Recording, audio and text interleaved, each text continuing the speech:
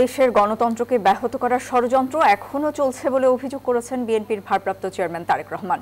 বিকেলে বিএনপির দেশ গড়ার পরিকল্পনা কর্মসূচিতে ভার্চুয়ালি যুক্ত হয়ে এই অভিযোগ করেন তিনি বলেন, দেশকে স্বাভাবিক ধারায় ফিরিয়ে আনতে নির্বাচিত গণতান্ত্রিক সরকারের বিকল্প নেই। আরও জানান, বিএনপি ক্ষমতায় গেলে প্রথম দিকে 50 লাখ পরিবারকে ফ্যামিলি কার্ড দেয়া এবং 1 কোটি মানুষের জন্য কর্মসংস্থান তৈরির পরিকল্পনা রয়েছে। আর নতুন করে আবারও খাল খনন কর্মসূচি হাতে নেয়ার প্রতিশ্রুতিও দেন তারেক রহমান। আগামী নির্বাচন সামনে রেখে বিএনপির দেশ গড়ার পরিকল্পনা কর্মসূচি শুরু হয় 7 ডিসেম্বর। কর্মসূচির দ্বিতীয় দিন সোমবার রাজধানীর কৃষিবিদ ইনস্টিটিউশন মিলনায়তনে ছাত্রদলের জন্য প্রশিক্ষণ কর্মশালার আয়োজন করে বিএনপি। সোমবার সকালে কর্মসূচির উদ্বোধন করেন বিএনপির স্থায়ী কমিটির সদস্য সালাউদ্দিন আহমেদ। আজকের এই মহান কর্মসূচির বিকেলে সমাপনী অধিবেশনে লন্ডন থেকে ভার্চুয়ালি যুক্ত হন বিএনপির ভারপ্রাপ্ত চেয়ারম্যান তারেক রহমান। বিএনপি ক্ষমতায় গেলে কিভাবে দেশ গড়বে সে পরিকল্পনা তুলে ধরেন তিনি। জানান, রাষ্ট্র পরিচালনার সুযোগ পেলে প্রথম দিকে 50 লাখ পরিবারকে দেয়া হবে ফ্যামিলি কার্ড।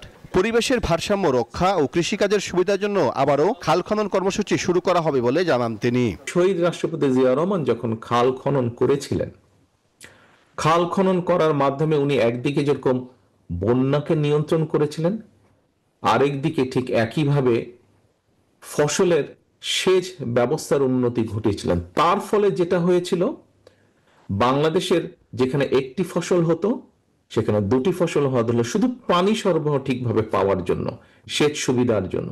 যেখানে 2টি হতো সেখানে 3টি ফসল হওয়া হলো শুধু সেচ সুবিধা পাওয়ার জন্য। ওদের স্বপ্ন পূরণে পাশে থাকতে পেরে আমরা গর্বিত। বিএনপির ভারপ্রাপ্ত চেয়ারম্যান বলেন, দেশকে গড়তে হলে সবার আগে গণতান্ত্রিক নির্বাচিত সরকার নিশ্চিত করতে হবে। গণতন্ত্র ছাড়া দেশের উন্নয়ন সম্ভব নয়। বিগত যে স্বৈরাচারের বিরুদ্ধে আমরা আন্দোলন করেছি, কেন আন্দোলন করেছি? কারণ সেখানে কোনো জবাবদিহিতা ছিল না।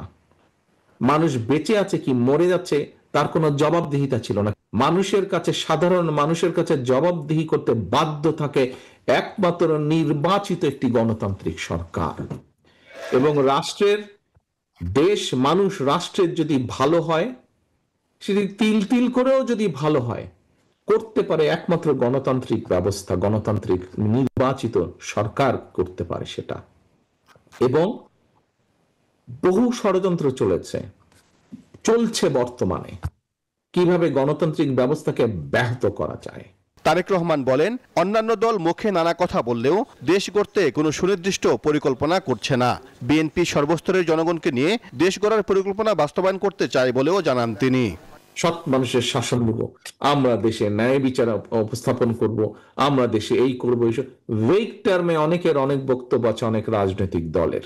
কিন্তু দেশ নিয়ে, দেশের শিক্ষা, দেশের কৃষি, দেশের নারী সমাজ, দেশের কৃষক, এইরকম সবগুলো স্বাস্থ্য ব্যবস্থা, শিক্ষা ব্যবস্থা, এরকম সবগুলো বিষয় নিয়ে চুলচেরা আলোচনা কোন দল করেছে তোমরা ছাড়া?